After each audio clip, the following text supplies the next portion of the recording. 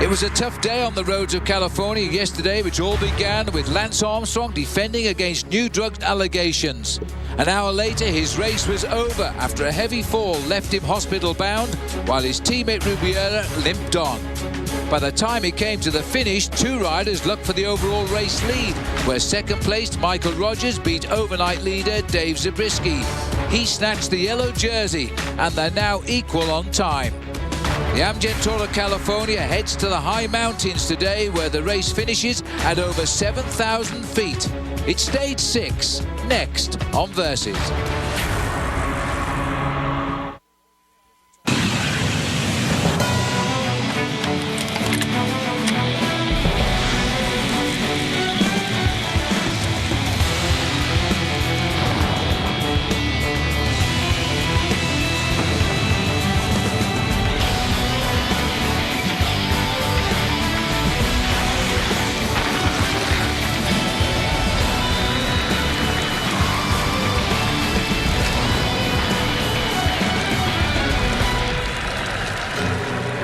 This is a first-time start for the Amgen Tour of California from Palmdale, which is in the Antelope Valley and is known as the birthplace of stealth technology. We're off into the mountains of San Bernardino, an elevation of 7,000 feet. This is Big Bear Lake, and this is the finishing line today, and the people are coming in their thousands, and the riders won't be here for another 2 hours yet. It is a great atmosphere, just like the Tour de France. Yes, it certainly is, everybody. I'm Phil Liggs. Alongside me is Paul Sherwin. We're calling this the Queen Stage, the hardest stage of this year's Amgen Tour of California, for very good reason. Well, definitely. In Spanish, this is L'Etapa Reina, the Queen of Stages. 12,000 feet of altitude climbing throughout the day. It is the toughest stage, Phil, that this race has witnessed since it started 5 years ago. And I tell you what, there's going to be some sore bodies at the end of the day, but there's going to be some very happy spectators. Well, before we get to the pain of today, let's have a look what happened yesterday on stage 5. It all started out normal enough when Dave Zabriskie came in and signed in as the overall race leader at the Herbalife stand here. And then Lance Armstrong came out and explained the latest accusations by Floyd Landis about Lance Armstrong doping, and we all know that story as it spreads on.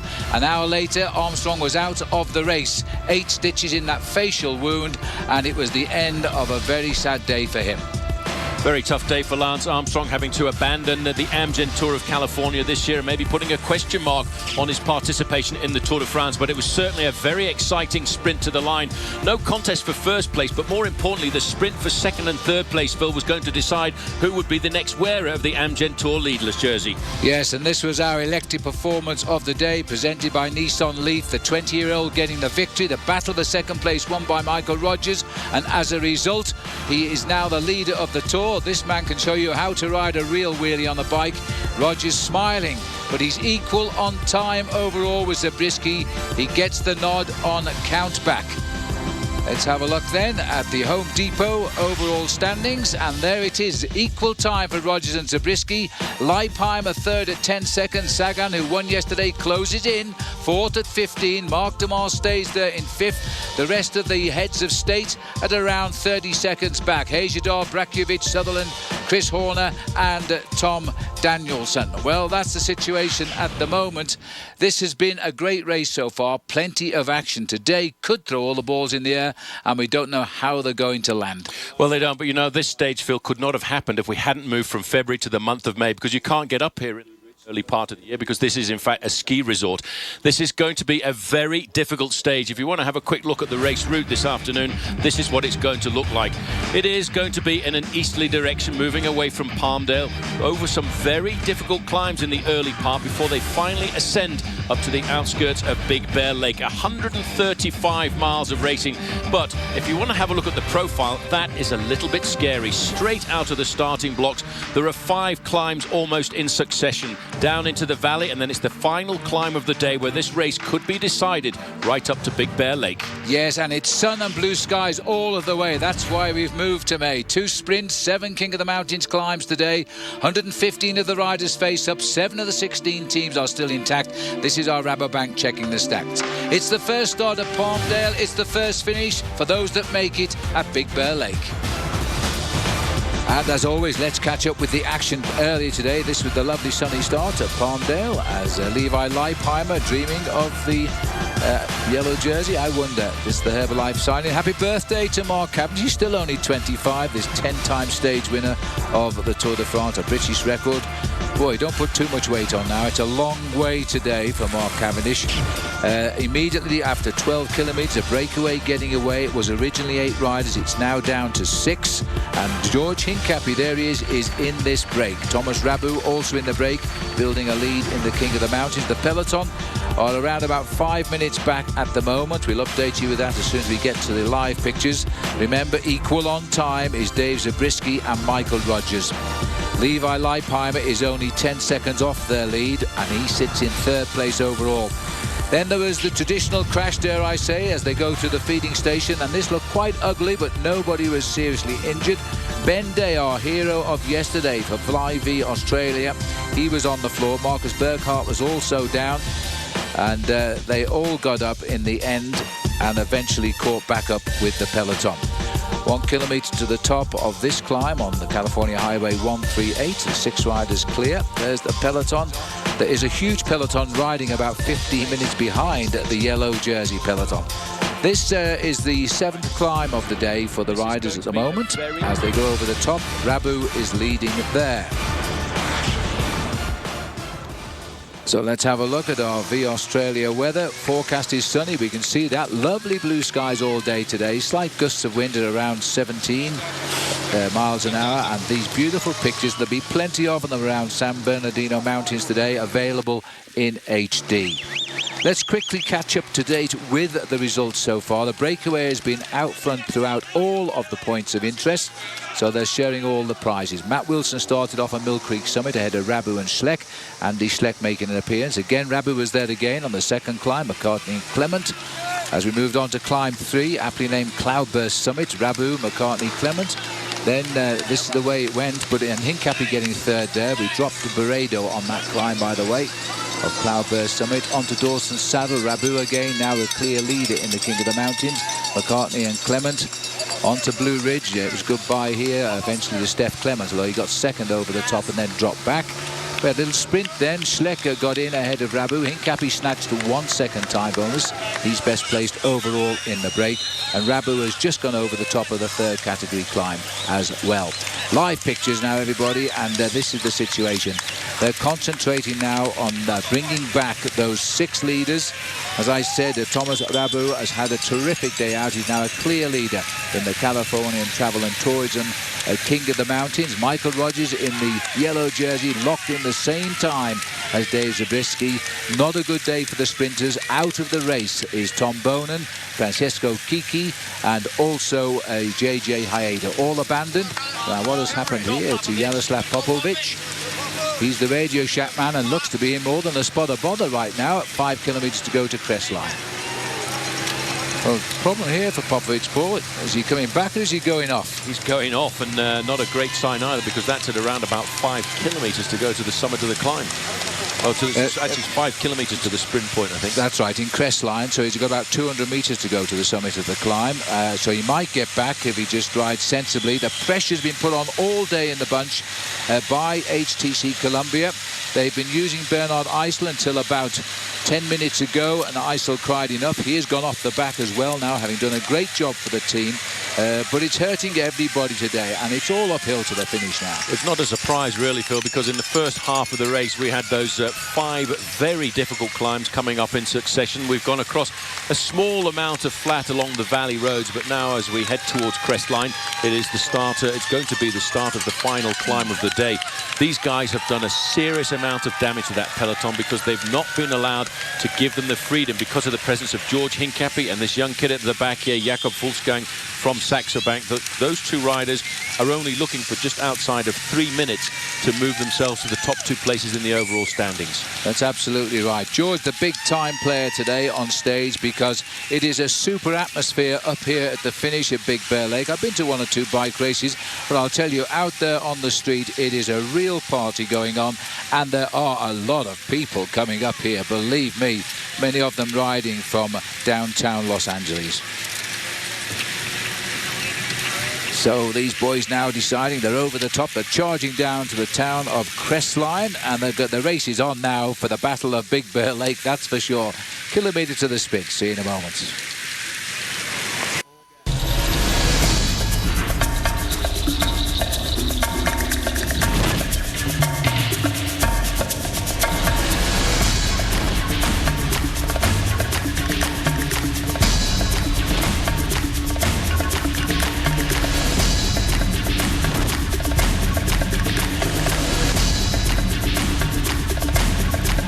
It's time now for our ADT jersey update. Let's have a look at all the leaders, the men in the hot seats here. The yellow jersey now moved across to Michael Rogers there for Amgen. Ryan Anderson has lost his lead today in the California Travel Tourism red jersey. The blue jersey there, Ben Day, he's crashed today, but yesterday he's voted the most courageous rider, break away from cancer. Peter Sagan, he's in the white and the green jersey here as the Rabobank best young rider, the Herbalife most consistent points leader as well. Let's go down to the start this morning as we catch up now with our Home Depot interview with Dave Zabriskie. Dave, you looked really strong in the sprint yesterday. Take us through the last kilometer. Last kilometer, Robbie Hunter was pulling, Matt Wilson pulled a little bit, and then Columbia took over. And then from the corner, I just went weapons free and gave it everything I had. And I saw Sagan was on my wheel, and I pretty much knew he'd come around me, but just didn't want Levi to do an explosive jump or anything like that. So I think it worked out well. Same time as the jersey. Yeah, it's a good situation. So HTC Columbia now having the jersey, even though on the same time, presumably will take control of the race and give the Garmin guys a little bit of a, perhaps at least a few kilometers of shared effort. Yeah, that's why it's a good situation. And on today's stage, a long, hard climb to the finish. Yeah, it's just going to be a grueling day of attrition. Yeah, but should be a good one.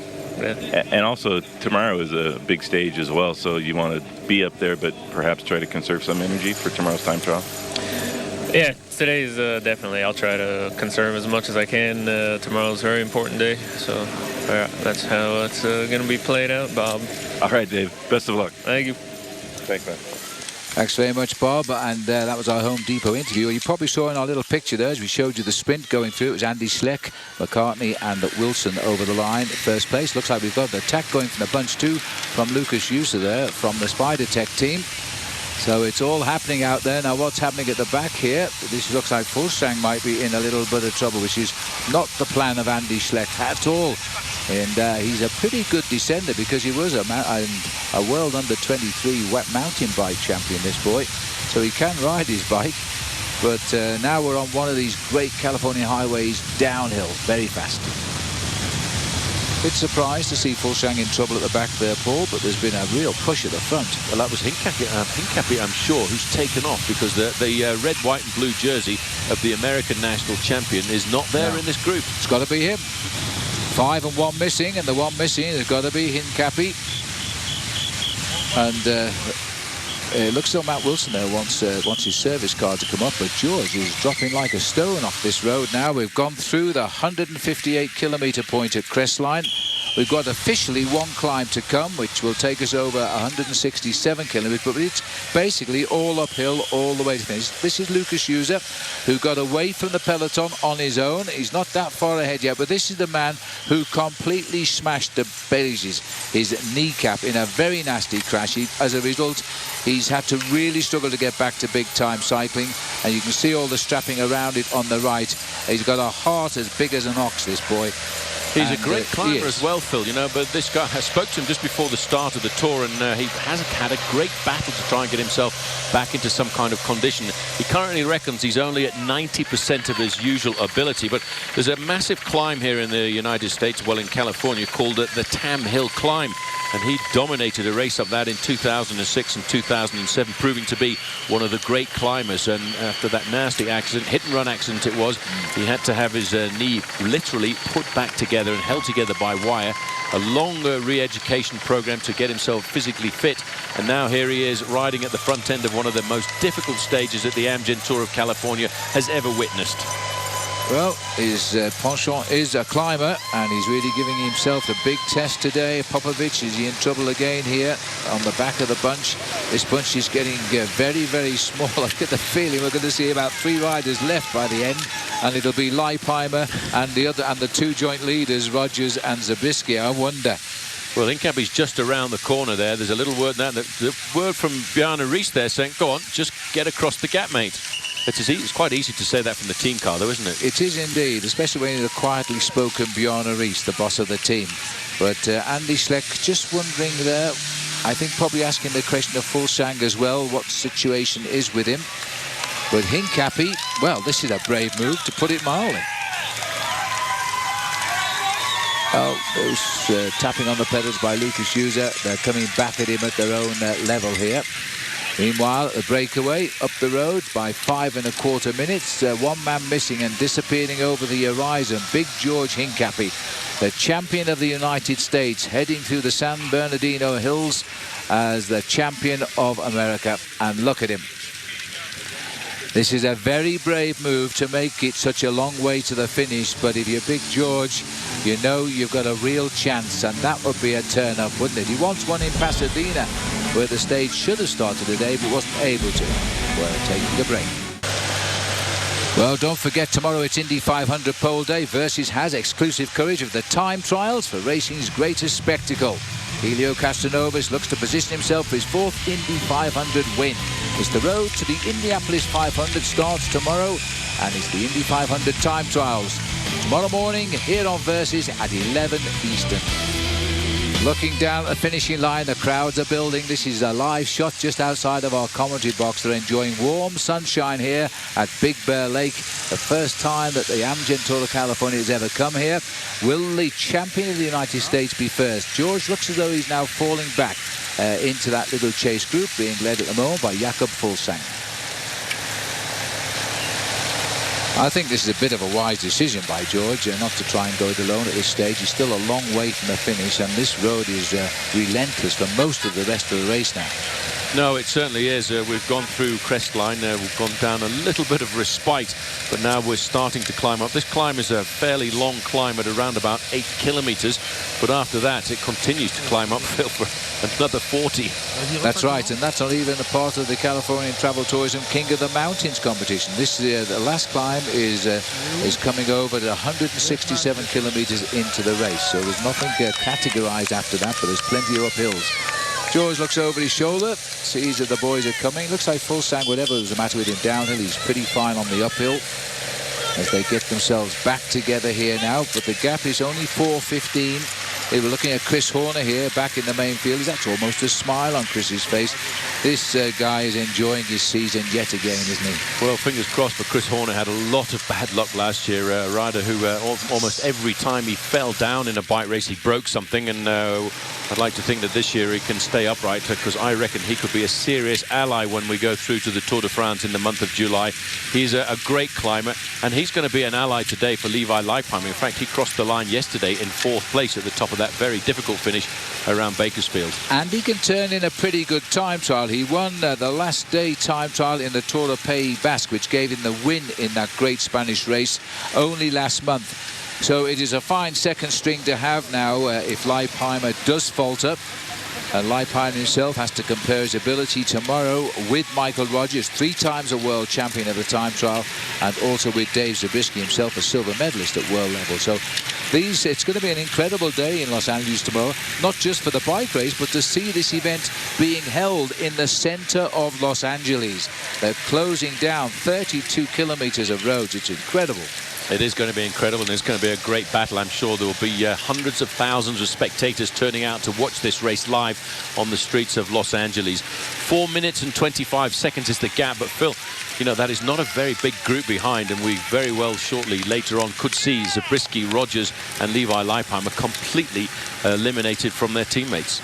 Actually, I should clarify, Paul, it's 32 kilometres, which is 20 miles, but it's also 2 circuits, so it's not quite that many miles being shut down in the centre. There might have been a complaint about that. But it'll be a very, very big spectacle, that is for sure. There was one rider there, I think it might have been Tony Martin, checking the map. to see how far to go and what more is left to climb. Levi Leipheimer just squeezing his little go button on his microphone to talk back to the team car, asking him what's happening behind. Where are they? The answer is they're up the road, 4:25 in front just now. Tommy D just sitting up there in third position, and Levi Leipheimer moving up, maybe waiting for an opportunity to move. Just seeing here, good tempo riding, but this is hurting. It is not as easy as it looks. There is Peter Sagan, the rider who won yesterday, 20 years of age. He's 4th place overall. He says that I'll settle for the Rabobank white jersey, his best young rider this year, but I think deep down, again, if the chips fall in the right order, you know, he could win this race, and I'm sure he's aware of that. He's without doubt the star of the 2010 season so far, the big find anyway. Just sitting up behind him there, Phil Zychek of the USA, he rides for Fly V Australia, and Popovic looks as though he's recovered again. He's tagged onto the back of the bunch, but every time we get a shot of the bunch from the helicopter, it looks to have got that little bit smaller. And the climbs will never ever desist until we get to the finish now at Big Bear Lake, and still quite a long way to go. So we'll take a break too and rejoin us now.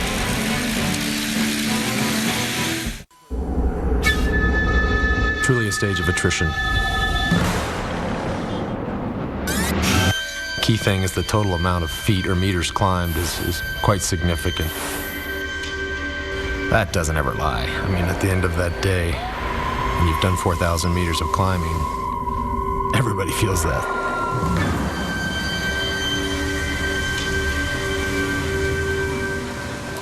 Yes, we're boldly going where no rider in the Amgen Tour of California has been so far before since this race began. Sadly, we're not going with Lance Armstrong, who crashed out.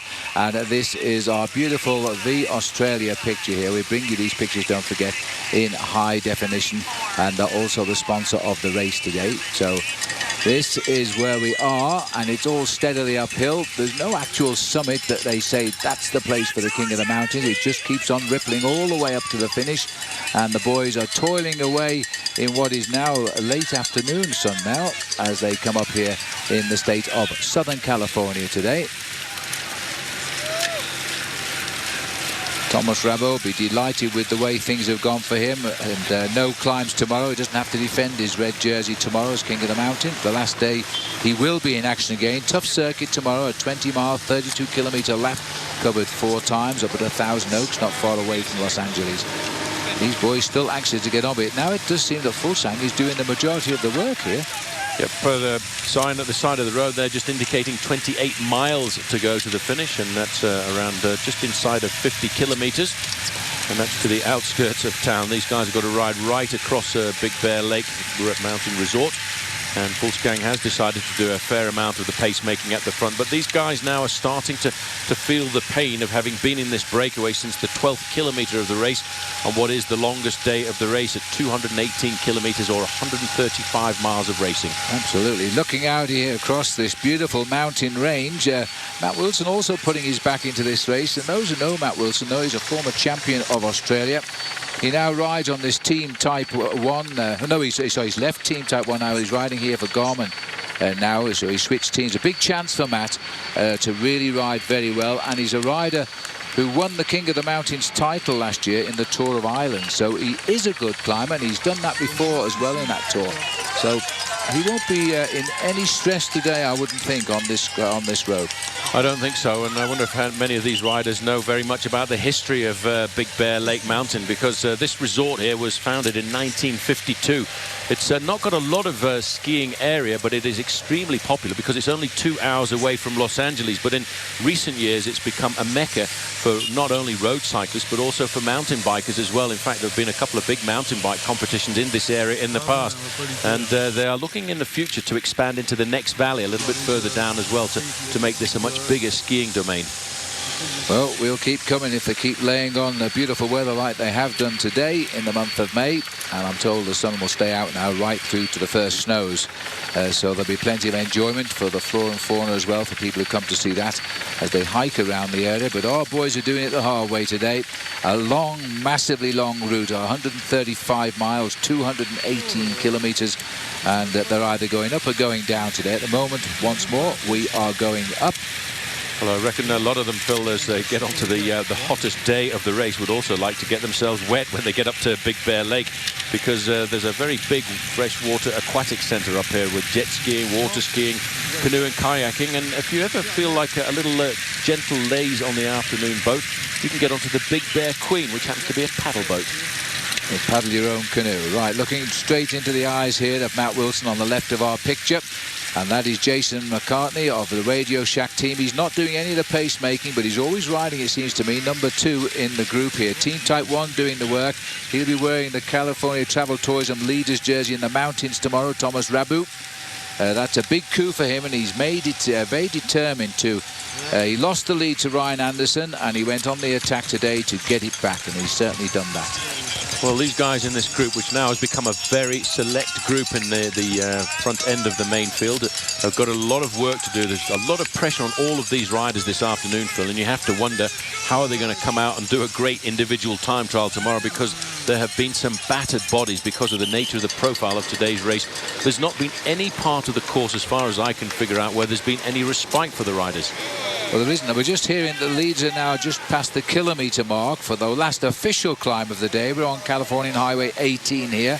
There's no name for this hill. We've had some great names today, like Dawson's Saddle, Blue Ridge and Cloudburst Summit, but this one is simply California 18. So they're just approaching that. There's the face of Michael Rogers, and that is not a face of a man in any difficulty at all. You can see his little earpiece. So if he starts to slow down, his team manager will shout at him to go faster. Always hate that. Either that or put on a bit of rock music. Well, yes, he might play a bit of Pink Floyd or something. Who knows? That shows your age, doesn't it? 3:45 is the gap as we continue climbing the biggest helter-skelter in the world, by the look of it out there now. Into the mist in the far distance. Well, guess where that is? That's over Los Angeles. That's the famous fog. I remember in the 1984 Olympic Games, Paul, I don't know, go back a long way, don't I? They were afraid of the fog for the Olympic Games, and because so many people left town who didn't want to see the Olympic Games, there was never any fog. It was a very pleasant place to be. I think they call it smog, don't they, rather than fog?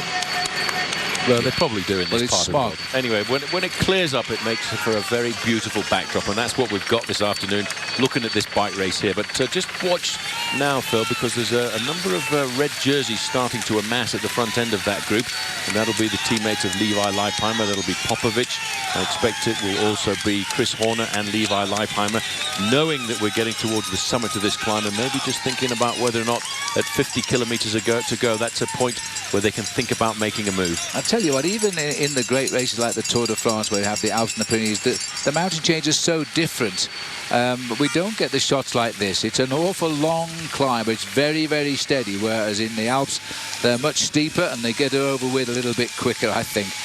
The boys near the top now are CA18, and there's the leaders, all sitting up, stretching out their backs now. Rabu guaranteed to win the top now because he's running away with the King of the Mountains. So as he continues to take that title, this is the last official climb of the day. It's only third category, but it certainly isn't the end of the climbs today. But we've had so many, I think the judges decided they can't judge anymore. So it's time to take on some food. So there is no doubt that Rabu was first over the top there. So he's got a good lead today, Rabu, now in the King of the Mountains. Well done, Team Type 1. That's an American-based team. The diabetes team doing very, very well indeed. There's our view at the finish now. The 97th Tour de France just around the corner. Versus has teamed up with Map My Ride for the 2010 Le Tour Challenge to benefit the American Diabetes Association Tour de Cure program. That's the Le Tour Challenge, and it's your opportunity to ride alongside Lance and the other top pros in the 2010 Tour. Sign up today at mapmyride.com/TDF and complete to win some great prizes. On Big Bear Lake, see you in a moment. Well, there we are, the beauty of the San Bernardino Mountains here as we watch the Amgen Tour of California today, presented by V Australia. These pictures are stunning, aren't they? That's what's left of the big peloton up the road. We still have that little group. They've just gone over the last official climb of the day. Rabu now the new King of the Mountains. Matt Wilson second. Andy Schleck there in third place and looking good. And look at that now. Rabu has 67 points to Anderson's 29. I think that's enough to give him the prize with 2 days still to race when we get down to 1,000 Oaks, the other side of Los Angeles. Well, there is Andy Schleck. He's 25 years of age in June this year, and he is now out on the attack, having lost a lot of time. He's now looking for a stage in big danger. So he's our Michelob Ultra Athlete Profile today.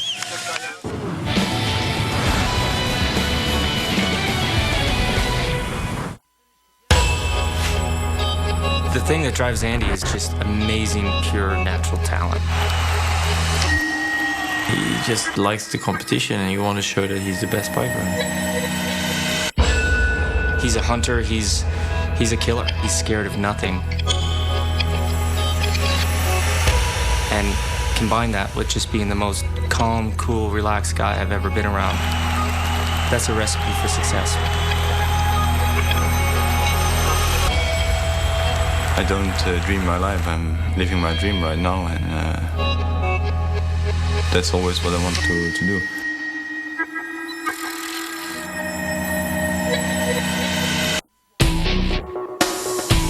I think Andy would definitely be preparing for the tour. I mean, we're bringing basically our tour team to the Tour of California. It's a very important part of our major preparation. Is Andy going to be more competitive now than he was in February? I would bet he would be. I think it's going to be harder because we do the really high mountains more south of California. I know that the other guys there, I would say Lance, Levi, they want to win there and they're already 100% there. I go there to kind of build up for the tour.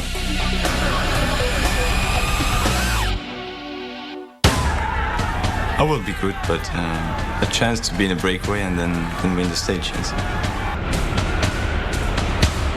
Andy's a great young talent, potentially a future Tour de France winner.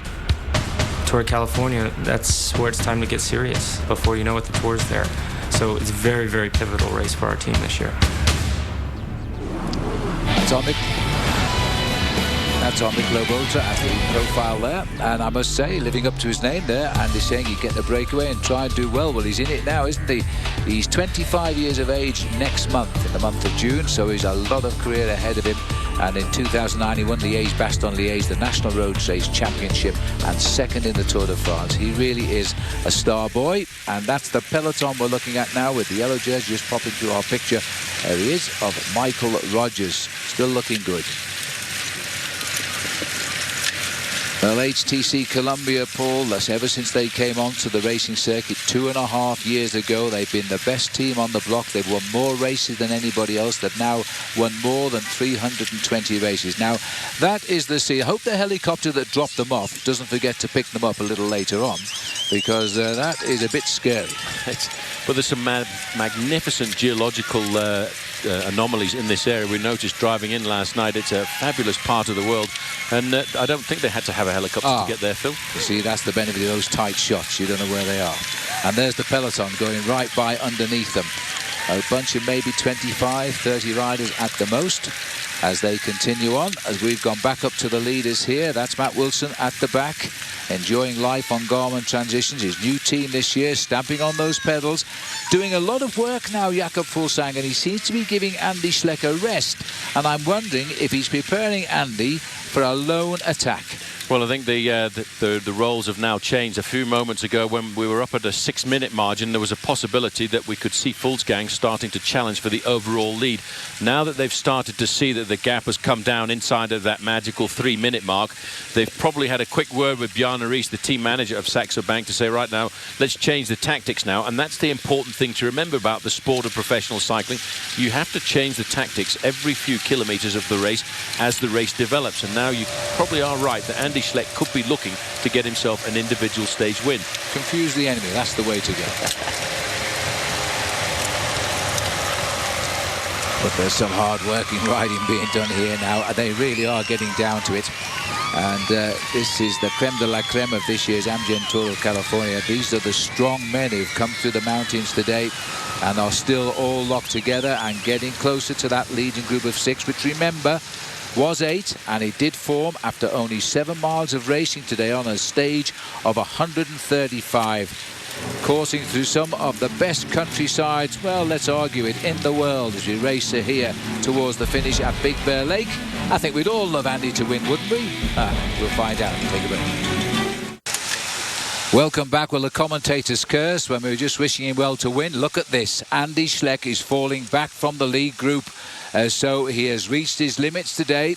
And the gap is also coming down across the board here by that incessant pace behind being set by HTC Columbia. So perhaps his form isn't quite right yet for Andy Schleck. He's tried today a long breakaway. But now he's going to be seen by this pack, this very elite pack of riders who are on the lower slopes of this next climb, which is uncategorized. There's George Hincapie. They're riding very, very well in that foregrip. Fulsang has come to the back to see what's happened to Andy and thought, uh-oh, and he's gone back into the leaders. Well, are you surprised about that? Poor Schleck going back all of a sudden? I'm very surprised about it because I had a funny feeling that having turned around and put Fulsgang on the front, they were trying to set something up for Andy Schleck. But the only thing I can think about is he just does not have the great form yet that he wants to have in the month of July. He was in pretty good form during the month of April. And nowadays, Phil, a lot of these riders, their form goes up and down like a helter-skelter. And he probably may have dropped a little bit of his form to build himself back up for the Tour de France in the month of July. A lot of the problems, of course, is also altitude today. We're at 6,500 feet just now, as Brekovic has got himself back into the back, and it's now Garmin, rightly so, helping out HTC Columbia. They've got the two men locked together on times. Mano a mano, it's up to them. May the best man win the leader's yellow jersey by the end of the day. Whoever wears yellow tonight will start last in the time trial tomorrow. And that is a terrific advantage because you know what the riders in front of you are actually doing. And you know whether you've got to lift your pace a little bit. So it will be a battle to pull on the jersey tonight. Whereas I think last night it was possibly an advantage for Zabriskie to lose it because he hasn't had to do all the work. And that's the way it works, Phil. And that's what makes it very difficult to figure out the tactics for teams on different individual stages. But we're going to have a more interesting stage tomorrow, I have to say, once we get to the individual time trial, because those guys will have to take off their gloves and come out boxing. Yes, afternoon start tomorrow here in Los Angeles for the race. And it'll again be quite warm. 2 minutes 40. It's coming down. It is not going to stay away. No longer is George Hincapie the leader of this race on the road now. That's gone back to Michael Rogers. And equal first. There he is. Concentrating now, but still looking very, very content with his pace. Chris Horner, never know whether that man's grimacing or smiling. He always looks happy anyway. A concentration of Levi Leipheimer. Saw the camera coming, I think. He's put on his mask now. No, definitely got the mask on, the mask, because he knows in a little while he's going to try and have to do something special to pull himself a bit higher up in the overall classification, because I think he would like to have the advantage of starting last in the individual time trial, because when you do that, you get a chance to get the times of the riders who start in front of you. At the moment, that lies onto the shoulders of Mick Rogers. Unfortunately, this year we're not going to the beautiful enclave of Solvang because of the change of route for May, and that's where the time trial was always held towards the last couple of years, and Leipheimer always consolidated his victories in this race in that time trial. He has a big challenge on his hand, but I have to say that Leipheimer did do his Twitter yesterday, as we're seeing the race split up here for the moment, and he wished everybody the best of luck for a great competition because he was delighted for Michael Rogers, which I thought was very sporting of him. But now it looks like Brekovic has decided to try his luck, and he's a big danger. That's going to have to cause... It's a good move, this, by Radio Shack. It is a very good move. The fact is they've got a lot of good riders in this bike race. The man who seems to be trying to respond there, I think, is going to be Tommy Danielson. This puts a lot of pressure now onto everybody else in this race, and you can see all of a sudden the pressure is just a little bit too much for Nisha Grierman from Rabobank. He's slipping off the back. It didn't work this time, but the most important thing is to try it the first time, go over the top, try it a second time, 3 or 4 times, then all of a sudden you break the elastic. Yes, you see, because he is in a position to take the yellow jersey. He's riding high. He's in the 31-second group off yellow. And so he's got to cause a reaction from the likes of Rogers and Zabriskie. And what it has done, it's put Grisha Nierman into a little spot of bother. He might get back. He was in the breakaway, remember, yesterday. So he might be tired today as we went down to Bakersfield, that nasty little climb towards the end. 42.4 kilometers. These are the 5 riders surviving now, gone as Andy Schleck. But these boys still looking pretty good as they continue towards Big Bear Lake. No more climbs. If you believe that, you'll believe anything. We'll see you in a moment. Finish line awaits, so we're getting some order there now. We've managed to get the people off the streets and behind the barriers. This is the main field here, and not many of them left. One or two guys need to lose a bit of weight, and this is the catch. And this is just moments ago, in fact, Andy Schleck back in the pack. That was a little bit of a skirmish coming from Brakovic, but they're all back together again. Seem to recall our sumo friends from last year's tour of California. They're doing well to keep up with that, I think, as the leaders go through. And this is an attack by Jason McCartney now from the leaders here, Paul. So Radio Shack, they seem to have had the message in their ears to start hitting the others. And what it has done, it's got rid of Jakob Fuglsang. Well, I think the word went out there to Radio Shack and the Garmin Transitions riders in that breakaway that now you can have a free ride. We brought it back inside of 3 minutes. It's nice and comfortable. Let's try and get a big stage victory. What a stage victory, Phil, to have if you win the first big ever mountain stage of the Amgen Tour of California. The 8-man leading group has finally whittled itself down to just 3. McCartney has got very good legs, but you don't catch out old George Hincapie. He's come across the gap, and I wouldn't be surprised now to see Matty Wilson there in 3rd place in that group start to participate in trying to make this a successful breakaway. No, you won't catch Matty Wilson out either. This guy is a very experienced Pro Tour bike rider, riding on Garmin Transitions as well. Good attack, though, by Jason McCartney. Well done to him. We're pulling back now to the group, which is only 1 minute and 25 behind. 25 miles to go, 40 kilometres.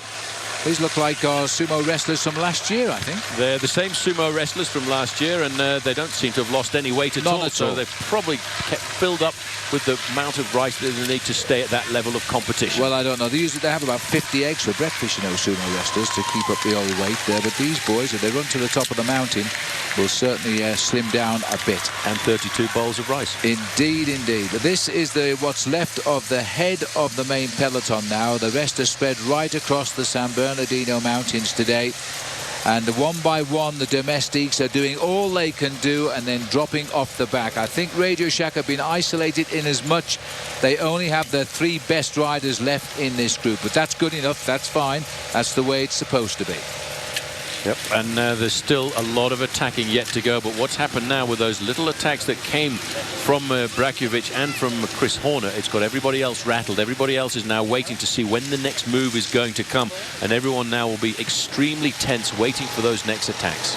Yes, we've seen these little ripple of attacks, all unsuccessful. But each time it seems to be Radio Shack who are thinking of the moves to see what does happen.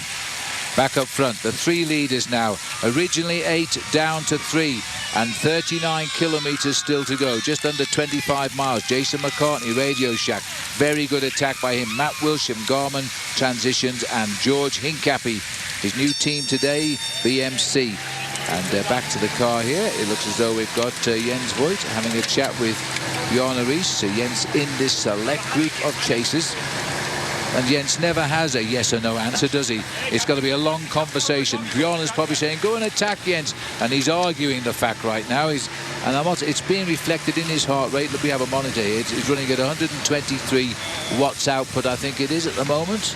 163 beats a minute. Yeah, well, the heart rate is starting to get up, and that's because of the pressure of this climb, but he's not generating a huge amount of wattage. The other day, yesterday, in fact, when he attacked, he was around about 500 watts production when he was on the attack. Now, I wouldn't be surprised to see a move coming from Jens Voigt, because he could well be the joker in the pack for Team Saxo Bank. Yeah, this is a stage. If the race regroups with those 3 boys up front, bet your life he will attack. Guaranteed. Go and put the stakes on it. 4-1 on as he makes his move. 1 minute 20 is now the gap. I think there's about 25 riders left in the group. These boys working well together. A little bit of nice, good, fast downhill for the moment. But as we all know, downhill is followed by uphill. Well, if these riders were to survive to the finish, I'd like to put my money onto George Hincapie, but he's done so much work in this breakaway, and Matty Wilson and Jason McCartney have had a pretty easy ride for around about 4.5 hours of the bike race this afternoon, so it's a difficult one to predict. I would have to think that they will probably get caught down towards the running, because we're going to have a race between Leipheimer, Michael Rogers and Dave Zabriskie on the final climbs up to the finish.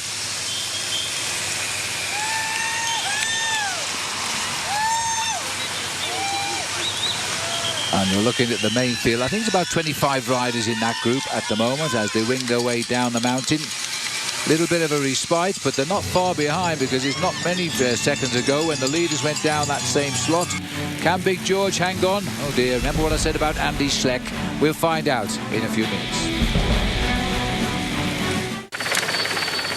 There we are, the Australia aerial view as we head towards Big Bear Lake today. Magnificent day out. We're at high altitude, the sun is out, and we're at peace with the world as the riders scorch through this beautiful countryside. And still no change at the front. We have those 3 riders, if anything. They're starting to go well right now as the peloton behind, what's left here, about 26 riders, is not closing the gap anymore. In fact, the reverse is happening. Another 5 seconds added on, a minute 35 now. So this isn't too bad for George Hincapie, Jason McCartney and Matt Wilson. As we again carry on, and we're in the middle of the West here now. This is cowboy country here. And this is the group. Andy Schleck has got to the back. He's been joined by Jakob Fuglsang, who was in the break. He's come to the back of the chase group as well. There's the 17-mile Big Bear Lake sign. They know they're not far from home now, and the gap is a minute 35. Well, it's gone up a little bit. I wonder, I'd like to be a fly on the wall in the team car of Radio Shack and Garmin Transitions, trying to figure out, do they try and get themselves an individual victory here this afternoon, or are they going to take their riders back to try and look after Levi Leipheimer and to look after Dave Zabriskie, because this is a very instrumental stage. It seems, though, that the order has come for them to participate with George Hincapie, and that's reflected in the fact that the time gap has moved up from 120 back up to 140. It's going 5 seconds at a time. If we get over 2 minutes, then the message will go out to Matt Wilson to stop working, because then he would damage the possible lead tonight of Dave Zabriskie, who's equal on time with the leader Mike Rogers. And so they couldn't take George and risk that. But at the moment, combination's good for the breakaway. 3 strong men, and a chance here. Now they've got rid of the other riders. There's 8 of them originally. There's only 3 left. And 140 is the gap. Slight downhill just again here for the field as Tony Martin continues to freewheel for HTC Columbia. And everybody content to follow, including the principal actors, Rogers, Zabriskie, Leipheimer and Peter Sagan. Yeah, those are the guys, those are the big names in the top 4 places in the overall classification, and they're hoping to make sure that they keep that. But there has to be a showdown on this big mountain stage. There's been almost 4,000 meters of climbing through this stage, which runs out at 218 kilometers of racing at the end of the day, and there will be some sore legs, and these guys have got to come out tomorrow and perform in a great individual time trial around the streets of Los Angeles. HTC Columbia have been under a lot of pressure this afternoon just to keep that gap down. Well, it's worked so far. They've seen Radio Shack also try to keep it together. They've lost all of their players now, except their principal actors, Brakiewicz, Horner and Levi Leipheimer, but they've got the advantages of McCartney up here in Radio Shack colours as well in the break. Sadly, Lance Armstrong now having to watch this on television today, crashing out so heavily yesterday. We wish him well, certainly, and just hope he can get his season back on track for the Tour de France. But he had 8 stitches in that rather ugly-looking wound just below his left eye yesterday. A massive pile-up. His teammate, Chechu Rubiera, stripped of all of his skin, got back to the race and is still in it, but he's not in this select bunch right now. Well, looking here at Jason McCartney, Phil, a former winner of a stage in the Vuelta a España back in 2007, but last year the winner of the King of the Mountains competition here at the Amgen Tour of California. Here he'd be looking to try and win the big stage, and this definitely is the big stage of the Amgen Tour of California, one that everybody's been talking about, a place where the race could not have gone if it was still held in the month of February. Well, they're doing a very, very good piece of riding here now. The riders on Garmin Transitions there. I think Horny, sees the camera come up and he turns the smile on. Maybe that's what he's doing. Yanni Brakiewicz just a little bit further back. Tony Martin has been a solid performer for HTC Columbia here this afternoon. He's ridden his own little Calvary on the front of the main field, not even thinking about his own performances. A guy who, let's not forget, last year, Phil, in fact, was the wearer of the white jersey as best young rider for a long, long time in the Tour de France. Indeed, indeed. Now he's a brilliant super domestique today.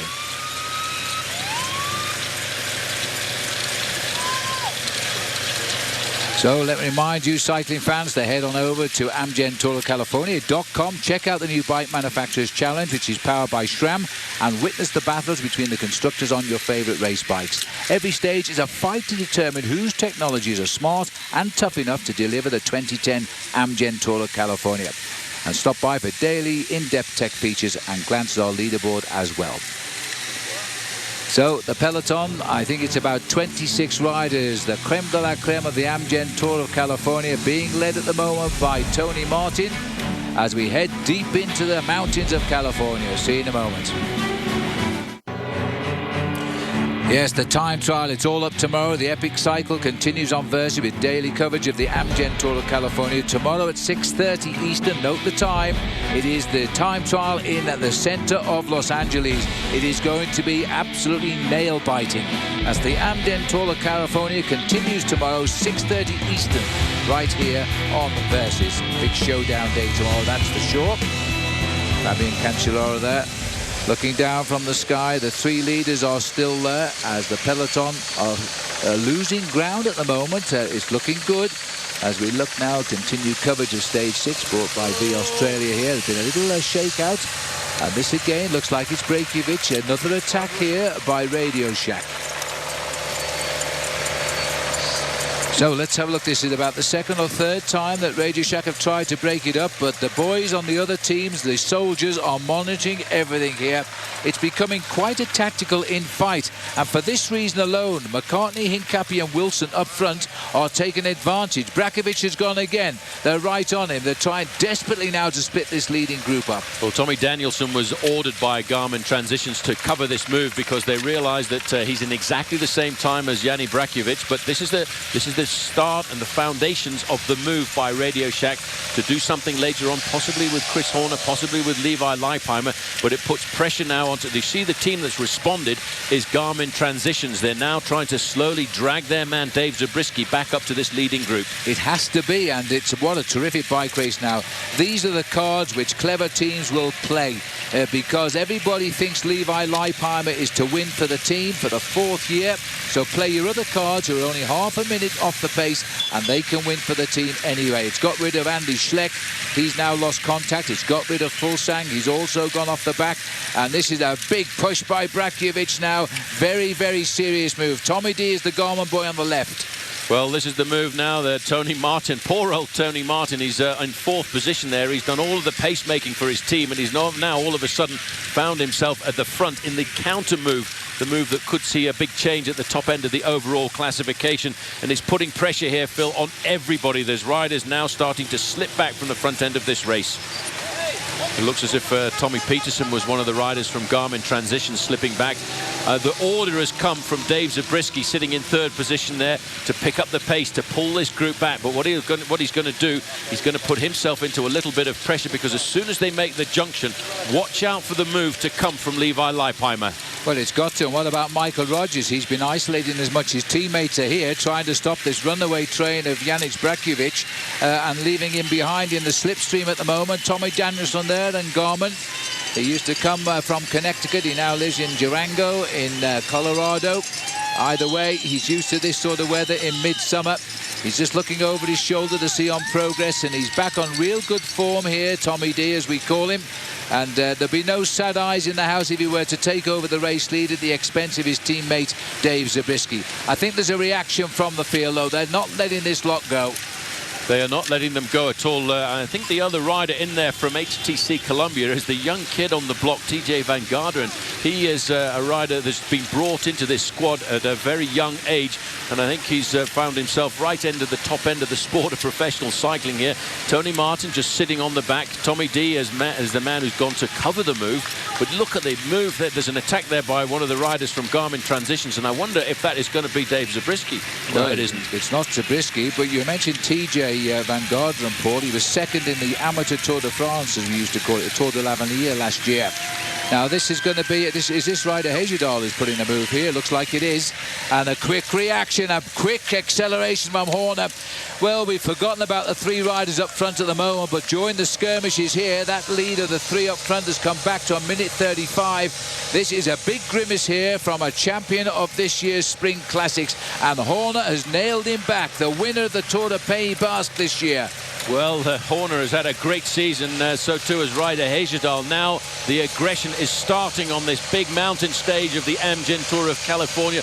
And look at the damage at the back. Oh, Peter Stettner, he's slipping backwards here, fill number 66. Second in the best young rider competition. He's being spat out of the back because of the acceleration of his own teammates. Yes, and Peter needs to hang on here because of the presence of Peter Sagan. He might be able to get over Sagan tomorrow in the time trial, but not if he's dropped today. He won't. He'll lose too much time. So there is Stettner now in a little bit of trouble here. He'll just hope that the pressure comes off if they catch these two. So he's just got to keep eyes down and ride to the best of his ability and hope the pace slows down. Rider Hejjedal, there's Stettner. Rider Hayes, he's wearing the Rabobank white jersey as best young rider because the man who really owns it at the moment, Peter Sagan, he's wearing the green jersey as the Herbalife points leader, which takes priority. So there we see rider Hejjedal in, just seeing what his damage is doing. Well, those 2 riders, Horner and Hejjedal, Phil, are in that group of riders on exactly the same time at 31 seconds in the rear. So it puts pressure on Mick Rogers, it puts pressure on their own teammates, Levi Leipheimer and Dave Zabriskie. But as you can see now, Team HTC Columbia are on the back foot. They've got to rally the troops, they've got to concentrate, they've got to try and pull this race back together. Well, there's no doubt that they're riding this race for Horner to win it as far as Radio Shack are concerned, because Horner is marking rider Hejjedal, but he's not pushing home the attack. He's gone to the front, but this is not a drive to drop the field. I think it's to regularise the pace. And rider Hejjedal sees them coming back, and it's HTC. It's mana here. It's a fabulous bike race now. HTC Columbia is clawing this back in favour of the race leader, Michael Rogers. Everybody back together again. Few deep breaths, and then Stettner should get back on. Yes, but hold on, because once they slow down like that, there's very often a counter move goes straight over the top. Well, I don't think it's going to happen just now, because if you see there, the field is concertina slowed down a little bit, but we've still got those 3 boys up front hanging in there, living and hoping that they will be the first to Big Bear Lake, and really they do still have a chance. We'll continue. Yes, well, they're waiting to see what is turning out to be a terrific bike race out on the course, and the leaders are in danger of being caught by a flurry of attacks here. We're heading to Big Bear Lake now, and the 3 riders are about to be in the gunshots. Just saying, Paul, that these 3 boys now, they're in target range. There's a respite again, that we've seen the attacks and they've slowed again. This is the flat approach to Big Bear Lake that doesn't have any marking of the mountains, and they're climbing all of the time. 20 seconds the official gap, and I would say that's about right, sadly now, because as we continue on the climb up towards Big Bear Lake, it's an undulating false flat up to the finishing line in the end of the day. But Matt Wilson, George Hincapie, Jason McCartney, because of the attacks and counter-attacks, are being caught at 24.5 kilometres ago, just 15 miles from the finish. For the first time since this race left the 7th mile or the 12th kilometre, they're all together. This is Rory Sutherland now, I think, coming over the top. He's decided this is the time to make another big move for United Healthcare, and he's seen this as a chance because he knows there's going to be a matching and a marking between the big leaders, Zabriskie, Rogers and Leipheimer, so he may well be able to take the advantage from this. Well, Rory Sutherland is on the Fly V Australia, is on the United Healthcare team, sorry, as Paul has said, and he is possibly an unmarked man, but not because he's an unfancied name in the big world of cycling. He is not. He is a great bike rider in his own right.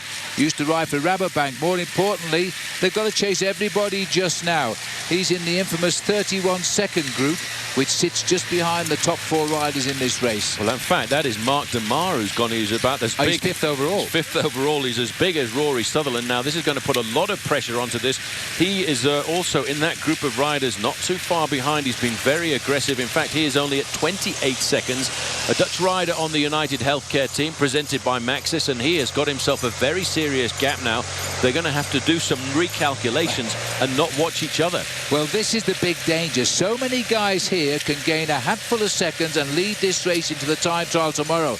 And the big domestics here can't chase every single rider. Now, it's interesting to see that some of the names we've not mentioned, I've just sat here, watched all the moves by the big hitters, watched all the counter moves, and they're sensing now, is it time? Are they tired? I'm going to have a go. And Mark de Meyer has ridden a very, very solid Amgen Tour. He's never finished far from the shoulders of Zabriskie or Leipheimer or Michael Rogers, and now he's playing his cards. Well, you know what, Phil, lying in 5th place overall, he's going to create a little bit of consternation in that group. They're going to say to themselves, well, I wonder what this guy has done in the past. They don't really know very much at all about him, and they will all of a sudden have to try and figure out if he's going to be dangerous in the individual time trials. You can be almost certain that a lot of the team managers will be going through their books to try and figure out what his previous performances have been. Well, Mark de Meyer, he's come onto the team this year. He's actually a Dutchman, and they won't know too much about him. But as he's making his move here, quite clearly this team has come onto this race very, very well prepared. A double-headed attack with Rory Sutherland as well, an Australian who also is a regular on this team. But Mark now he's come over from the Rabobank squad, and they might have left a good one go here. Well, certainly, you know, he has ridden some of the big stage races in the past. He's ridden the Giro d'Italia previously. He's ridden the Vuelta a España on a couple of occasions.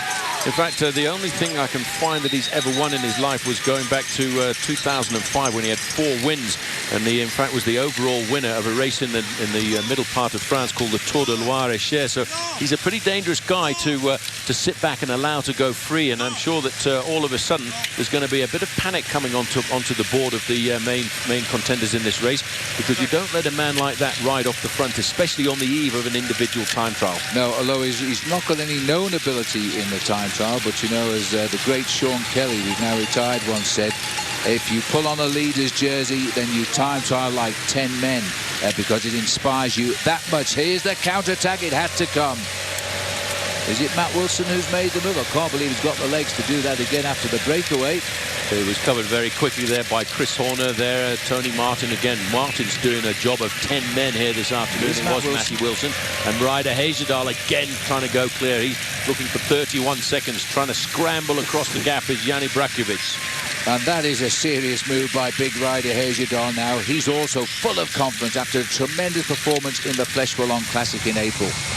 Wow, he's got 40 seconds advantage, Mark de Meyer here. Now it's starting to look a little bit dangerous, but he has got a long ride to go to the finish, Phil. He's got 23 kilometers. He's got to circumnavigate the whole distance of Big Bear Lake before he can actually get into the resort on the other side of the lake. They've gone over the top of the climb now, which was not categorized, but that's known in this area as Butler's Peak. But the question is, who is going to win at Big Bear Lake? 23 kilometers left to go. 22 kilometers is around about half an hour of racing here. Now, again, we've got a serious group starting to form here. This could be the demise of Dave Zabriskie, Mick Rogers and Levi Leipheimer, because they don't want to make the move when they've got their own teammates in a move like this. And it could be a completely different rider that we've been talking about. The top 3 we've talked about since the very start of this race. We've talked about Zabriskie, Leipheimer, and of course in there as well we've talked about the man from... I've forgotten who I've talked about. You're talking about very well. Give me a clue. Leipheimer, Zabriskie, and of course Mick Rogers. I forgot about. Well, this has been such a fantastic attacking race today, Paul. I forgive you, because these guys are throwing everything at one another today, countering the moves. Something has got to give here, but boy, they know they've been in a bike race today. This has been a total free-for-all. And for the moment, Mark de Meyer is playing an ace card here, because what can he time trial tomorrow, we don't know. But who cares? If he gets the yellow jersey tonight, he'll have played a huge part, because don't forget that his team is basically a team that rides only here in the United States. For them, it is a massive piece of publicity for United Healthcare. Now, a little bit of a reorganization, and the interesting Cervelo rider in this break is Oscar Pujol, who's the Spanish rider on the Cervelo team. He's the man in black in the center. They don't know who to chase next now.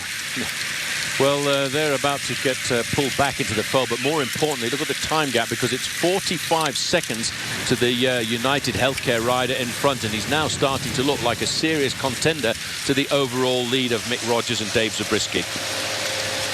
Well, these four trying to get on with their hand, but you know, we're talking of two riders on the same time overall, Rogers and Zabriskie, while the others are only seconds behind. Anybody that makes the decisive move from this group could be the next leader of the Tour. And that leaves us with an incredible weekend in prospects. It might open up in the time trial tomorrow, and then again it might not, because the boys at the head of the classification are such good time trial riders. It might be showdown around Thousand Oaks on the final day of racing. Look at this. They're all back together. That is going to be a very difficult final stage as well, because it's a circuit race with a number of climbs each lap. Just looking here now, good hard work being done by the man who's sat there quietly in 5th place overall for the whole week of this race thus far. Now he's playing his tip for the gold. It's the gold rush in California, and it's all on again. We'll take a break.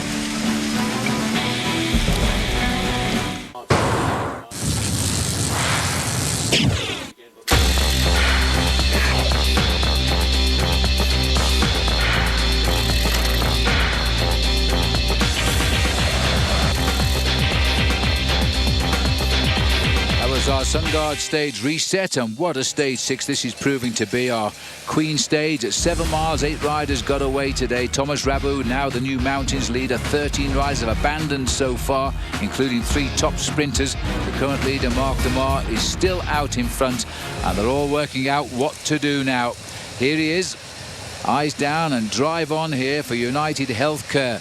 The smaller team, and I mean that in no disparaging way, the smaller teams in the race, and he's playing a card here that is making the biggest teams in the world really struggle as they try to control this attack from the Dutchman, who was himself part of Rabobank just a year ago. To wind their way around these false flats now, ducking and diving through beautiful wooded scenery in lovely warm conditions. We are now riding just on 7,000 feet above sea level. This is Matthew Wilson here, who's tried to cross the gap. Well, the sun is high in the sky now, that is for sure, as we come to 3:30 in the afternoon here in Southern California. We're way up, we're very close to the sun right now, approaching circa 7,000 feet above sea level. Just 18 kilometers to go, about 11 miles left to race, Paul, and it's still wide open. Any one of 20 riders could be the leader tonight. No, they certainly could. It's very close indeed, and it's going to be a massive racing weekend, I have to say, with an individual time trial around Los Angeles and then a mountainous circuit race around Thousand Oaks on Sunday. This race, I think, Phil, could absolutely go right down to the line. Well, the latest move has come from Mark DeMar, an ex-Rabobank man who's trying to nip away from his former team and fly the flag for United Healthcare, because he's come across the American squad now. He made his move 24 kilometers from home. Here we are 18 kilometers from home. He's been out front for a quarter of the remaining distance. Can he hang on? He's looking very, very strong, this rider, doing what he does well, and that's ride alone fast when he's free of the peloton. He started out, don't forget, today about 28 seconds off the yellow jersey. He gets a small win bonus. What was it, 10 seconds I think it is, Paul, isn't it? 10 seconds for first place to cross the line, and 6 seconds and 4 seconds. That's something that they have in a lot of the professional bike races around the world, where you can actually win time back, if you like. That's probably the best way to try and explain it. If you cross the line in first place, you're given a 10-second bonus, and that's taken off your aggregate overall time, and that's extremely important. And the level that these races are raced off at, sometimes they can be decided by these time bonuses out on the route. Well, at this moment in time, with a 30-second advantage, he is the new leader of the Amgen Tour of California if he were to cross the finishing line right now, and he wouldn't need any bonus time to do it. And that would have been will be a big turnaround if that happens, because we haven't really mentioned this rider. We've just noted him every day on the overall classification, never moving from that 5th place in the race, which means he's always always finished every day alongside the leaders of this tour.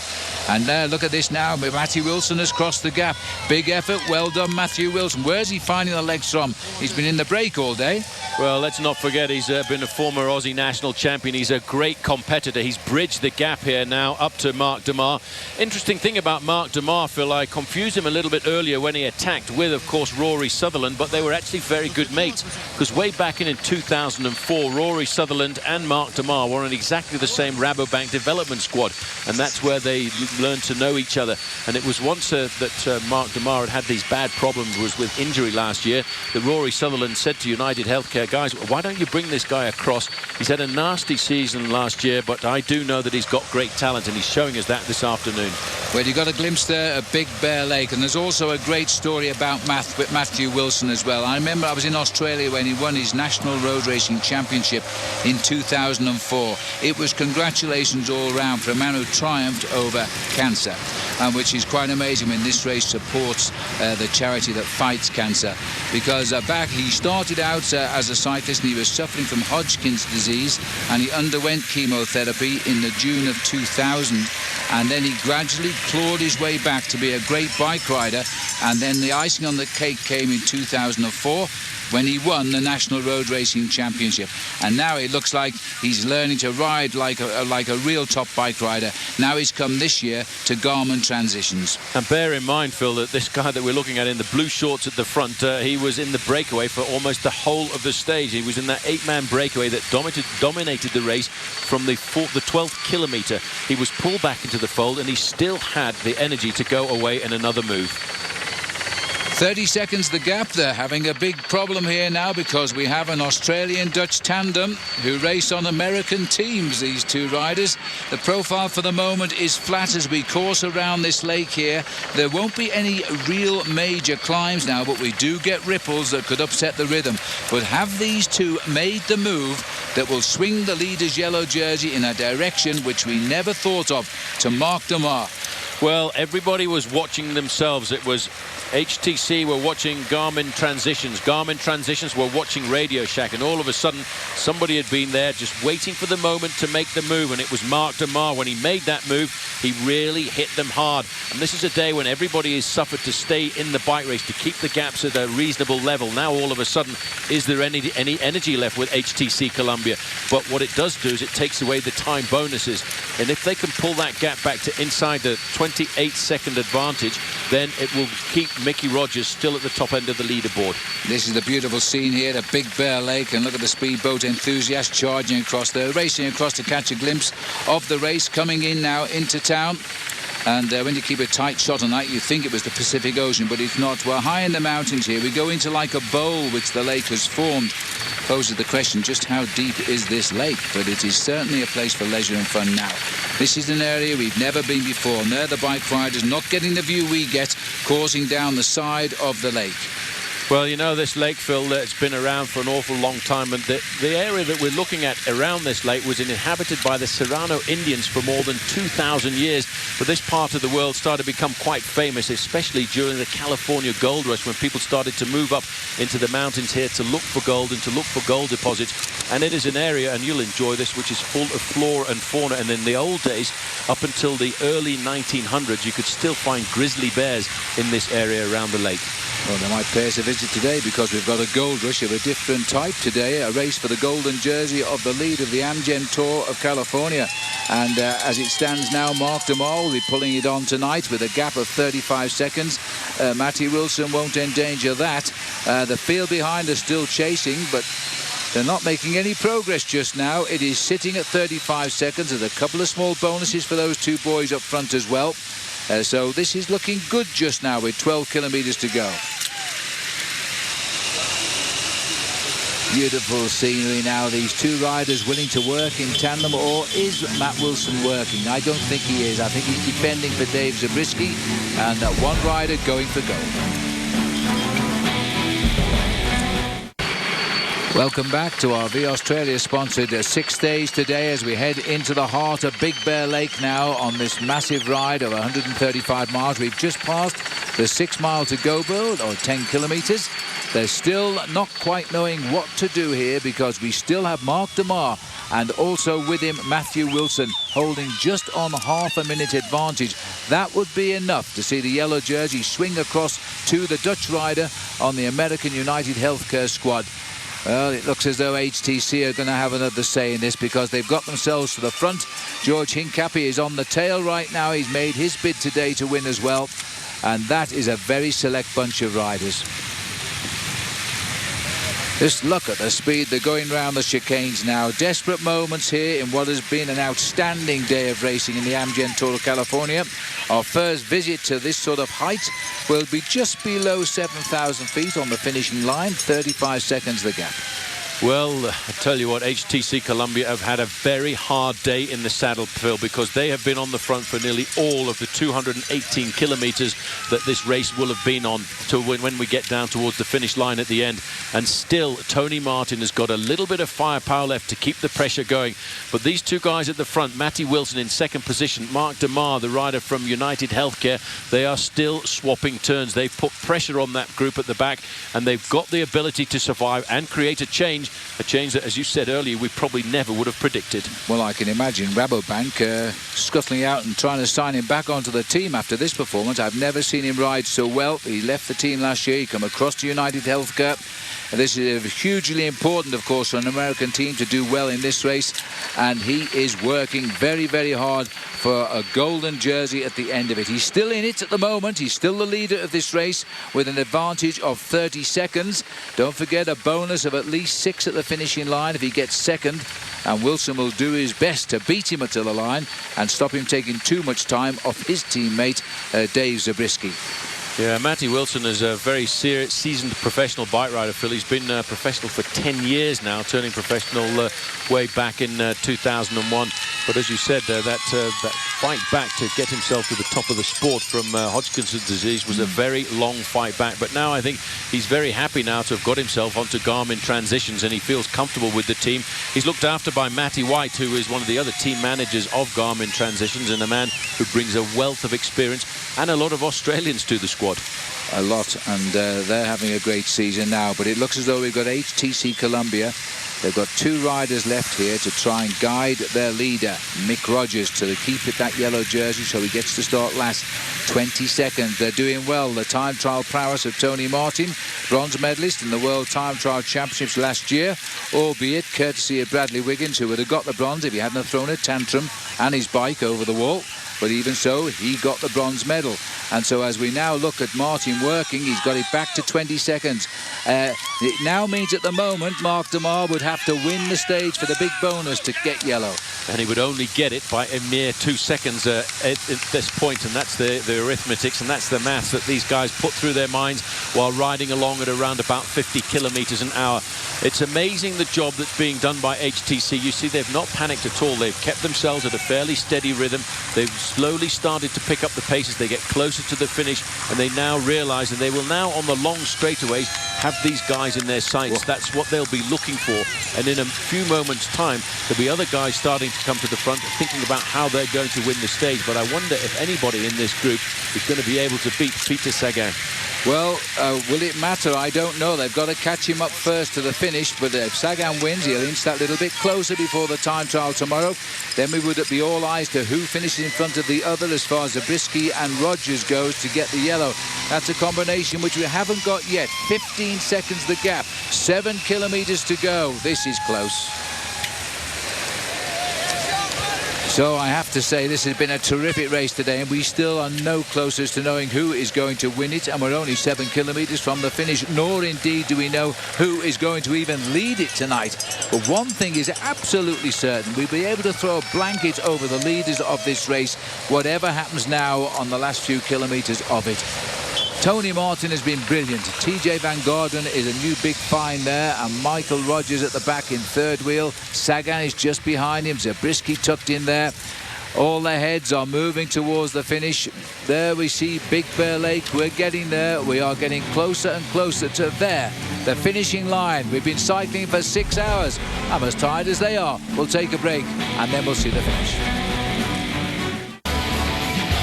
Yes, it's stage 6, sponsored today by V Australia. There is Big Bear Lake, and the Big Bear is now standing on his hind legs. I can tell you, 2 riders are dangling in front of this chasing group, which is being driven by HTC Columbia, and we are just on 2 miles from the finish. Well, we have seen a classic bike race today, Paul. No one has succumbed. They have thrown every punch they've had in their back pockets, and now it has been some brilliant riding by Tony Martin, TJ Van Garderen to try and drag Mick Rogers up for another yellow jersey. But it is still touch and go. It is touch and go. This is one of the riders just slipping back. It looked as if that was James McCartney from Radio Shack. He was in the break for a long time this afternoon. These 2 men are just wishing they would survive there, wishing away the kilometres at the moment. Matty Wilson keeps looking over his shoulders. He's trying to ascertain, are they pulling us back quickly? Are we going to survive? The gap now is down to a mere 8 seconds as they make one more turn here in Big Bear Lake, the great ski resort founded in 1952. But Tony Martin is doing the job now. He's clawing his way back to these 2 riders. They are wondering now, Phil, at about 2 kilometres to go, whether or not they will survive. And I don't think now that they will, unless, of course, Matty Wilson can jump away from Mark DeMar and solo his way to victory. But you know, these guys are so close, and these professionals know just exactly how to catch their men when they need to. Well, they're leaving it a bit late this time. They're getting inside 2 kilometres from the finish now. A new situation evolves. If they are caught, it means 3 small bonuses for the first 3 riders over the line. Could open up the time gaps in this race. And again, we could see a change in the leader's jersey. I think Peter Sagan immediately becomes the favourite for the big bonus, as he won yesterday. He's a powerful boy, inch by inch, and we're looking now for the Kenda 1 kilometre bridge over the road, and they're going to be caught right on it, I think. Well, Tony Martin, hats off to that man from Germany, the rider from HTC Columbia. He's ridden on the front end of this bike race for almost 200 kilometres here this afternoon. There is the catch, Phil. Those 2 riders have only just survived. We haven't yet got to the Kenda 1 kilometre to go banner, and still Tony Martin riding at the front. 3rd position there is Mickey Rogers. On his wheel, it's Peter Sagan, the young rider from Slovakia. Behind him, it's Levi Leipheimer and the Radio Shack squad, and then just behind them, it's Dave Zabriskie. Well, you have to feel sad there for Mark DeMar. He played a super card, and he's fallen short by just a half a mile or 1 kilometre here.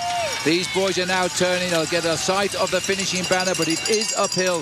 It has to be judged to perfection, otherwise they will lose their place here.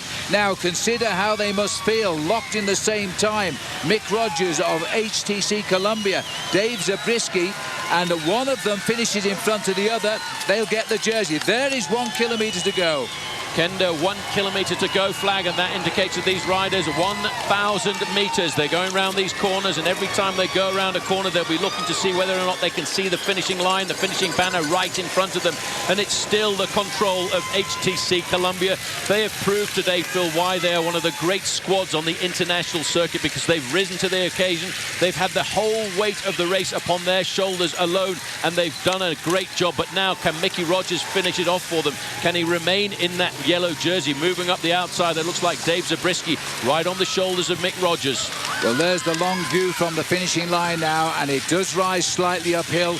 They're wise to judge their sprint to the last possible minute, and is it going to be a desperate sprint now? We will watch the whereabouts here. We've still got Oscar Pujol on the black jersey of Sabella, but now the move is across the road as Pujol tries to steal this one under the nose and take the win bonus, but it won't be a yellow jersey. I think he's done enough, Pujol, as he goes clear, but we've got to take our eyes to the race for the yellow jersey as they come for the line. Pujol has gone on the right of the road here, Paul, but nobody making a move on the left. Mickey Rogers is in first place at the front end of the main field. Locked onto his wheel is Levi Leipheimer. The infight in between the top men in the overall standings now may well give the advantage to the young man from Cervelo test team. His team management had said on this hilly stage he could be the man to create the surprise, and he's now looking at 400 metres to go. The acceleration is starting to come from Mick Rogers, but there's another move coming right down the left-hand side. Well, watch out too for the green Herbalife leaders jersey on the right of the road now, and because that is the break by Peter Sagan. as Sagan comes on the right of the road. The yellow jersey of Michael Rogers is not being challenged by Zabriskie. Sagan gets it, and I think it was Rory Sutherland gets second place, but the third place to Michael Rogers. He will remain the leader of the Tour. He will start last tomorrow in the Amgen Tour of California vital time trial, which is the penultimate day of this race. We have been treated to one of the best cycling stages we've seen in America ever. That was an incredible finish there. Nice to see Peter Sagan finishing it off. He is a great bike rider at 20 years of age. Mick Rogers and the team, though, Phil, they did a great job this afternoon, HTC Columbia. There's the winner today, 20 years of age, 2 stages in Paris-Nice, 1 in the Tour of Romandie, and now number 2 here at the Amgen Tour of California. And he's inched his way a little bit closer to the top of the overall classification. Tomorrow, we have to see how this young man can time trial. Exactly, and we will tomorrow, because that is the third win by Stage Leaky Gas, and they lost the other winner today. Francisco Kiki abandoned the race today. Just take a look at this again now. A sharp run on the right of the road gives the victory. Watch second, though. It's very important, this. Rory Sutherland found some legs to break through. He's in the shadow of Sagan. And I think he pushes the yellow jersey into third place, but he gets a small bonus, Mick Rogers, and that's what matters, which will keep him the lead. Win number 5 for Sagan. Yeah, 2 in Paris-Nice, so 1 in the Tour of Romandie, Phil, and now 2 here at the Amgen Tour of California. Yes, he's happy man. Congratulations all around. 20 years of age, this young man, very mature young man indeed. Continuing what is a very good season here for Leaky Gas. Well, not just here, but around the world as well. 2 stage wins for him, and 1 for Francisco Kiki has given them 3 stage wins. Win number 5. All right, let's check out our Road ID ride of the day, and I guess you'll know what that is right now. The long road home, and a perfectly judged sprint by Peter Sagan brings him home ahead of a very select group of riders in the Amgen Tour of California today. His 5th win of the season, and he's 2nd this week in the Amgen Tour of California. If you think you can predict tomorrow's stage winner, don't forget, head over to roadid.com/winner. Chance to win $1,000 and be entered in the grand prize for a trip to the Tour de France. That's our Road ID winner today, Peter Sagan, as we gaze out across this beautiful lake here, which is bathed in warm sunshine today. We have been witnessing a fabulous fight amongst the riders who all felt they could have been the leader tonight. Now all we've got to do is get Paul Sherwin to sharpen his pencil and tell me who's leading this race. I think it's no doubt it's got to be Michael Rogers, isn't it, Paul? It's Michael Rogers by 4 seconds ahead of Dave Zabriskie, and by 14 seconds. In fact, no, I've got it wrong there, because Peter Sagan will move over Levi Leipheimer into 3rd slot. Well, let's have a look, see if we can find out what's going on, because I think it was Sagan who won. Sutherland was 2nd. Michael Rogers got 3rd. Levi Leipheimer is in 4th place, so he just missed out on the bonuses. Breda Hejudal is in 3rd. And further down, I can tell you, Phil Zajcek got a good 6th place. Zabriskie crossed the line in 8th place, and Tommy Danielson finished in 10th place. So in the end, the Garmin boys slipped away a little bit. Well, they did, but that's not so important. They kept their man, Dave Zabriskie, at the top end of the overall classification. Yes, he's lost 4 seconds to Michael Rogers because of that 3rd place finish by the Australian. However, it could all get turned around completely and utterly tomorrow, because we are looking at a 33-kilometre individual time trial. Now, there are 3 guys in this bike race, Phil. We've talked about them since the very first day, who are extremely good at the individual time trial. Michael Rogers, Dave Zabriskie, and Levi Leipheimer. Tomorrow, they have to come out and play. They do. Leipheimer will have slipped back a place today. Young Sagan has gone over him, but I think tomorrow it will swing advantage Levi Leipheimer, who we know is a proven great time trial rider. But Sagan again, he's showing he's very inspired. At the moment, Rogers leads this race by 4 seconds over Dave Zabriskie, by 9 seconds over Peter Sagan, 14 over Levi Leipheimer. Absolutely nothing in after a day like today. And Sutherland himself has got into the picture now. He's only 29 seconds off the top of the leaderboard. It really is anybody's race in the time trial tomorrow, and if it's a close finish tomorrow, it is going to then the next day is going to be a big showdown on the mountainous of the final stage over the Thousand Oaks. Just that 4 seconds to Zabriskie, it's nothing. Or 9 seconds to Sagan if you can ride a time trial. That is nothing over 32 kilometres or nearly 21 miles. Leipheimer, I don't think he'll be too unhappy about the situation at all tonight. Tommy Jansson continues to ride well. Jens Voigt, you know, if you look at the top 9 riders in this race, you're looking at 35 seconds across the board. So we're going to see a super race tomorrow, right down in the heart of one of the most famous cities in the world, home of the film stars, Los Angeles. And it's, oh, well, it's a blast from the past across the ocean right now, Paul, but it's I think they must have taken the sails off that and put the engine in. Look at the speed of it. No, that's one of the pirate ships that hails from here. It's the Big Bear pirate ship by the name, and it's often used to take narrated tours around the lake here of Big Bear Lake, and it really is a great place. You can have a nice spot of lunch on there too if you like to. Well, I think they're just coming in now. We've given them another story to talk about here when they next go out onto Big Bear Lake, because that was a tremendous bike race today. It really was. Everybody threw all that they had at the race, and they couldn't crack each other. The result is that Mick Rogers is keeping his yellow jersey tonight, starts last in the time trial. Nothing in it. We're looking at a huge number of riders sitting at 35 seconds. They were at 31, but the bonuses have made a slight difference. They're back to 35 now. Any of them who can ride a time trial, which includes 9th placed overall Chris Horn at 35 seconds, Hejerdal, Brakiewicz, Danielson, they could all be up there tomorrow night. Phil, look at that though. The United Healthcare team presented by Maxis is a local United States team. They've got 2 riders in the top 6 in the overall classification. Rory Sutherland with his 2nd place today, moving up into 5th place, and Mark DeMar, after that incredible breakaway, is still holding on to 6th. And now that is a great performance by that team. Looking across the lake there, the sun is beginning to dip down behind the mountains here, although it'll be a few hours before it's dark yet. Finish here by Peter Sagan. He was odds-on favourite. He's such a strong finisher. And remember, unlike Mark Cavendish, he can ride the roads and reach the distance and then produce the sprint. He always admits that Mark Cavendish is a faster sprinter than he is, but Mark is still to come in today. As far as we know, he has not abandoned on his 25th birthday, by the way. He is still coming in the back groups. He's lost 3 big sprinters, though. They've gone out, Tom Bonan, Kiki and JJ Haido today. But 5 victories now so far this season for Peter Sagan.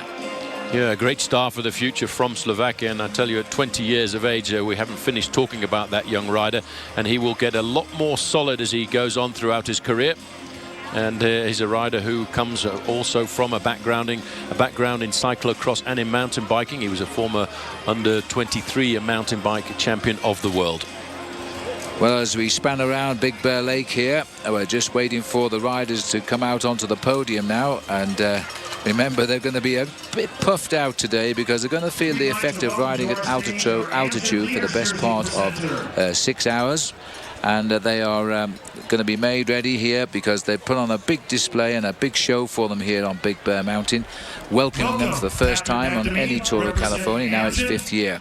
And welcome, ladies and gentlemen. You probably hear the speakers Mick down Rogers, there. Now we're bringing out Mick Rogers from HTC Columbia. That's Jeff Roke, who welcomed them. The V Australia girls on board with Michael Rogers for the flowers today. Mick Rogers of Australia. And so Mick Rogers gets the flowers as a leader tomorrow. It's the Amgen yellow jersey he keeps today to ride last man out of the start house tomorrow in the time trial at Los Angeles. That's going to be a tremendous ride. Let's just remind ourselves of the route tomorrow, as Rogers, a former 3-time world champion of the time trial, hasn't actually consolidated his lead, has he? But he's in yellow, and that's what matters.